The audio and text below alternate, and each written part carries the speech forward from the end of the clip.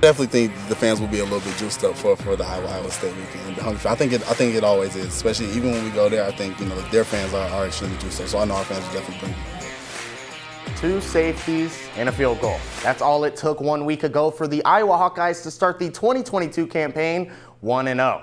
This week it will likely take much more. Hello everyone and welcome back to your #1 source for Hawkeye sports. I'm Michael Merrick and today we'll be talking about everything you need to know before the kickoff. This week the Hawkeyes will move their focus to the hated in-state rival, the Iowa State Cyclones. Last week the Cyclones took down Southeast Missouri State 42-10.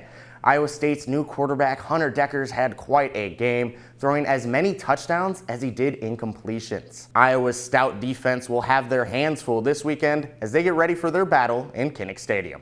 Last week, the Hawkeyes put on a true clinic defensively, forcing the Jackrabbits into 2 safeties and holding them to just under 120 total yards of offense. This week, however, they're not going up against an FCS squad. The Iowa defense will have their hands full this week when they take on Iowa State's skillful wide receiver, Xavier Hutchinson. A week ago, Hutchinson totaled 8 catches for over 100 yards and 3 touchdowns in a season opener against Southeast Missouri State. He's a really good football player, and then on top of it, they do a really good job of, moving him around. So he's not always in a place. Like, you don't know where he's going to show up, and he can run. He's going to catch it, and he can run after the catch, too. So he knows how to get open. But, yeah, he's a really good player, and they use him well in their scheme. That's for sure. This will be the first time Iowa State returns to Kinnick Stadium in nearly 4 years. And this time, they'll be doing it without their all-time leading rusher, Breece Hall, who's currently a part of the New York Jets. Replacing Hall, however, hasn't been as difficult as many may have thought, as Jirel Brock has impressed many during his time as the Cyclone lead back. And a week ago during their debut, he totaled over 100 yards and scored a touchdown. He's a really well-balanced back. I remember, him playing last year a couple times. I got to hit him a little bit. So he's definitely a well-balanced, solid back. I run the ball really well, catch out the backfield. So he's definitely a very well-rounded back. The Iowa defense is known to be the key to Hawkeye victories, and with Iowa State's head coach Matt Campbell having never scored a touchdown inside of Kinnick Stadium, it will sure be a battle here at Kinnick tomorrow at 3 p.m. Iowa State doesn't only have playmakers on the offensive side of the ball, however. The Cyclones bring back All-American defensive end Will McDonald, and the struggling Hawkeye offense is going to have to find a way past this stellar D-end. 1 week ago, the Iowa offense nearly put the entire crowd to sleep as they failed to score even a single touchdown against the South Dakota State Jackrabbits. This week, the Hawkeye offense will have to adjust and then some as they go up against an unorthodox Iowa State defense. It's a little bit interesting because you think that league is a tempo scoring league, and but this defense, to me, holds up really well against any kind of offense. Like, it's a real challenge. On top of their unique defensive style, the Cyclones return one of college football's best pass rushers, an All-American Will McDonald. McDonald is closing in on Von Miller's illustrious Big 12 all-time sack record, and right now he is just 4.5 sacks away from breaking it. And with Iowa's inconsistencies on the offensive line, this veteran could have a big impact on Saturday.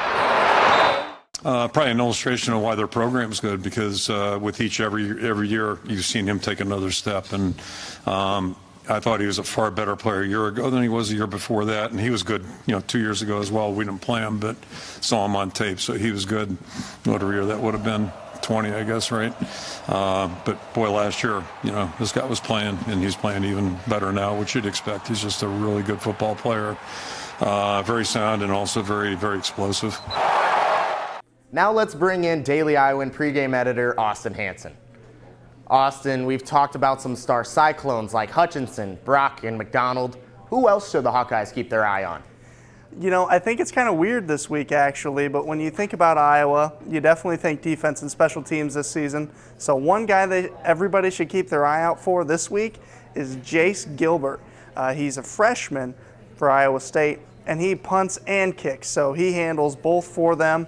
And I think he's going to play a pivotal role in this week's game because points are going to be at a premium, so field goal kicker is going to score a lot of points, presumably. and field position is going to be really important, as it was last week.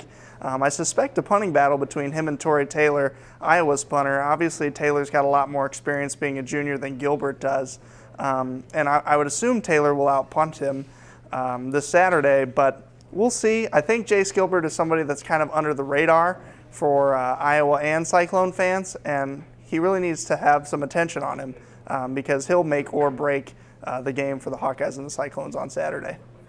Special teams, we know that's how Iowa gets it done week in and week out, so we'll definitely keep our eye out for him. Now, Austin, this is the moment that everyone's been waiting for. Who do you have tomorrow, and how do you see this game playing out? Well, I've got Iowa. They're 3.5-point favorites, according to most sports books in Las Vegas. So I think I'll take Iowa. They've won their last 6 games against the Cyclones. They haven't lost, I believe, since 14, 15. So yeah, I like Iowa. Iowa State always seems to find weird and wacky ways to lose this game. You think back to 2019 when they had that muffed punt inside the 20 and Iowa ended up winning that one. So yeah, does Iowa cover the 3.5-point spread? I don't think so, but do they win by 3, 2, or 1 points? Probably, just because that seems to be how this game plays out, regardless of where it's played at or anything like that. So suspect something weird and probably a 1 or 2 point win for Iowa on Saturday. Yeah, we all know Matt Campbell still yet to get a win inside of Kinnick Stadium. So thank you, Austin, and thank you so much for tuning in to yet another edition of Before the Kickoff.